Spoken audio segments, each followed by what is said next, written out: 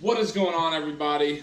It's your boy John, and welcome back to Gearbox. So, today, kind of wanted to follow up to my last video, and if you did not see that, pause this one, go back to all my videos, but specifically to my last video last week on the fact that I am now running air suspension on my 2019 WRX. But today I really wanted to walk through the Airlift 3P/3H controller, as well as take a look at my trunk setup for the tank, compressor, and 3P management system. To be honest with y'all, I've seen videos on it, but I haven't seen a video to my liking as far as very informational, very helpful, as far as dipping your toes in the water when it comes to Airlift, 3P, 3H, 3S, whatever the case may be. So I wanted to take the time today to make that video. So without further ado, let's get into it.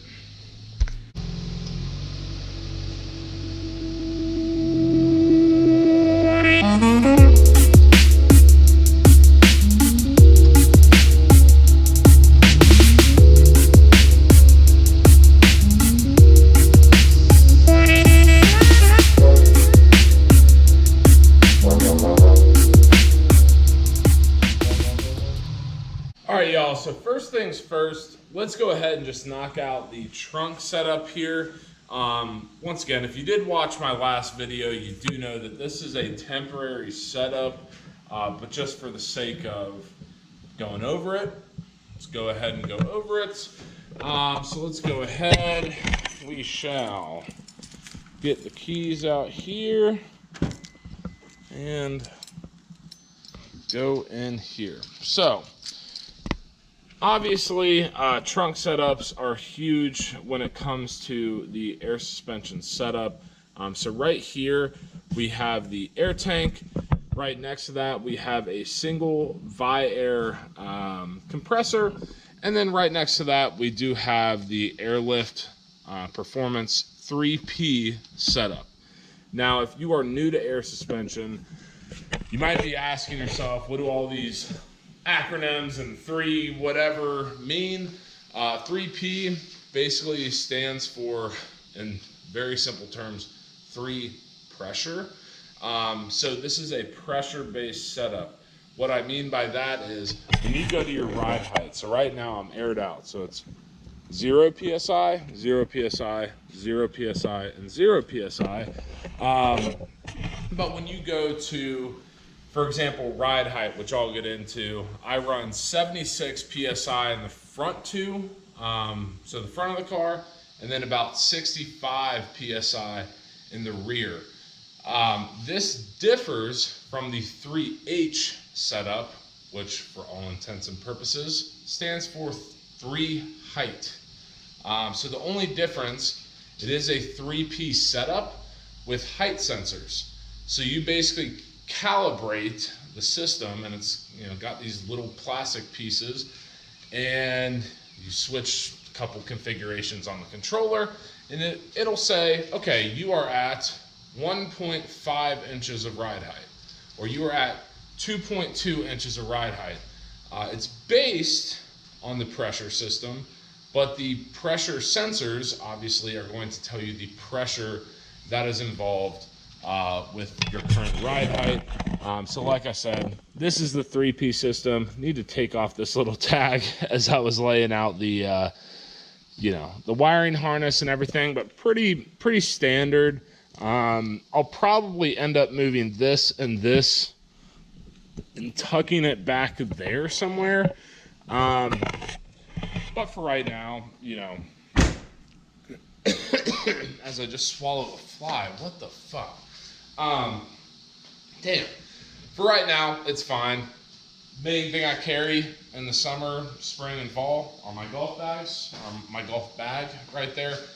Fits fine. So here we are.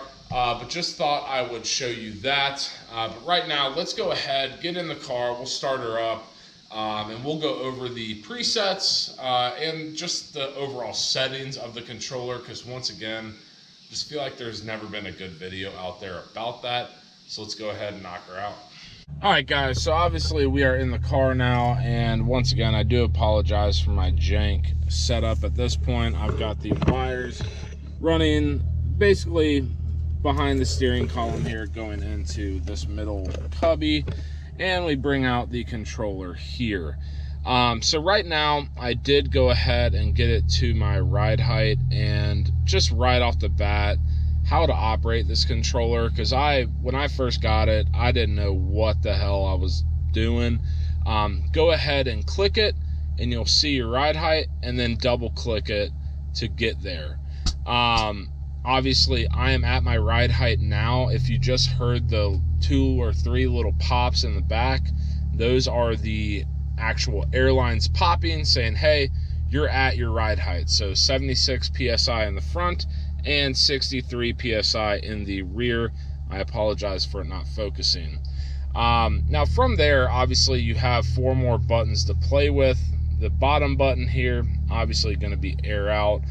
Typically what people are going to do with this second lowest button is go for a minimum ride height, essentially.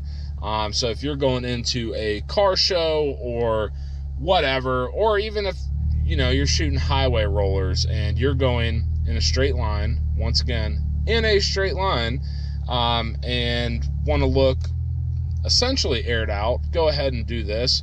Right now I have it set to 60 and 55.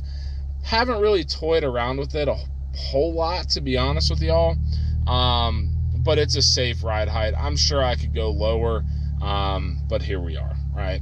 Obviously middle going to be the ride height, your normal everyday cruise. My top middle button is going to be going over speed bumps, so right out there, not too far from my house is a speed bump, so I use this quite often. We have this set at 88, 88, and 75, 75. Not a massive jump or anything like that, but enough to obviously get you over a speed bump. And then, top button, I guess the exact opposite of the bottom, is going to be air all the way up. Now, when you're working with these 3 middle buttons, you're going to click and then double click, or at least that's the way that I do it. When you're dealing with air up or air down, you're going to click and then hold. So that's something to keep in mind. Now, when you come over here to the right, you're going to have your air up and air down buttons on each corner. So if you go over here to the front left, for example, you have your air up, and then there's a little dimple here for air down. So if you want to go ahead and pop it up, you can see the front left going up there. If you want to air down, click the little dimple and you'll get there. If you want to go crazy with it, hold it. If you want to go crazy with it up, hold it again, and then we'll just get back to our normal ride height there. Now, as far as getting to the settings, you're going to click both the middle and bottom, or middle and top, or middle top and middle bottom buttons. So right there and right there, to get to the settings. Now, first you'll have display. Go through your brightness, sleep time, all up and all down. So if you want to set your bottom button to all down, or I guess this one's all up. So if you want to set the top one to all up, go for it. All down, same thing. Units, here in the great country of the US of A, we go off of pounds per square inch. I know in other countries you go off of bar. I keep it in PSI.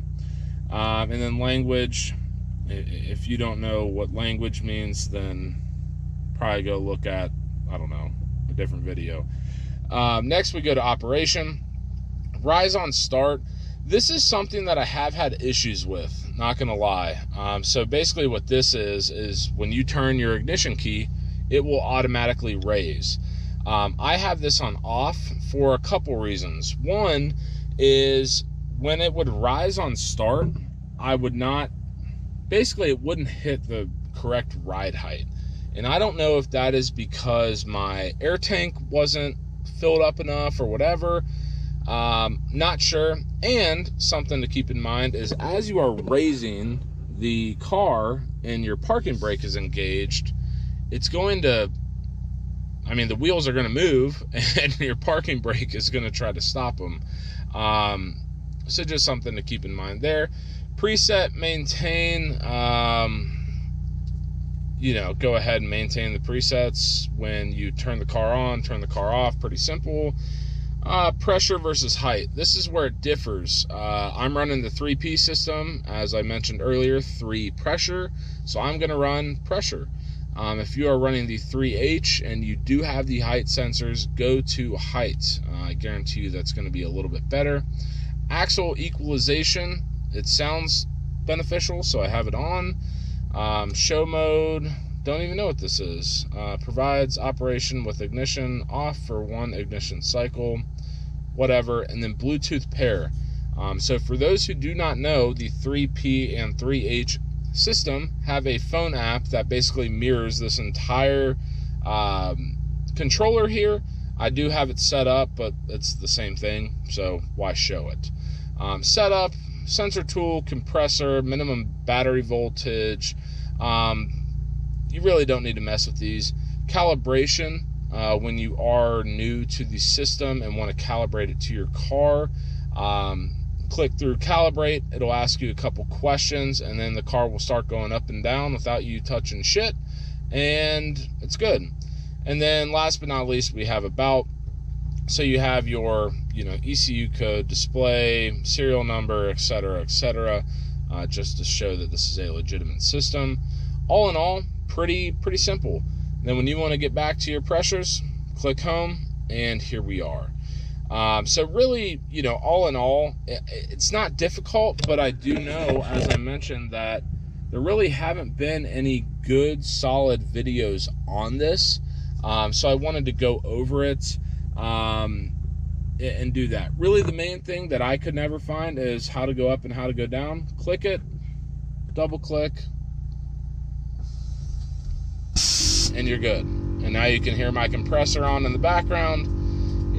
Go down, double click, here we are. So anyway, we'll stop the clip here. Kind of beating a dead horse, but you get the point. All right, y'all, that is going to do it for today's video on the Airlift 3P setup. If you do have any questions that I didn't cover or maybe didn't cover well enough, go ahead and leave them down below. I'd love to hear the comments and answer any questions you have. I have been on air suspension for a week, maybe give or take a couple days. So I am still new to this, but once again, I just wanted to get a video out there and kind of explain what we're doing, because it's kind of a lot to take in. It's not bad. I absolutely love it. After a week, I would say this is great. I'd be shocked if I don't run air on all of my pleasure cars, we'll call them, because it is so versatile.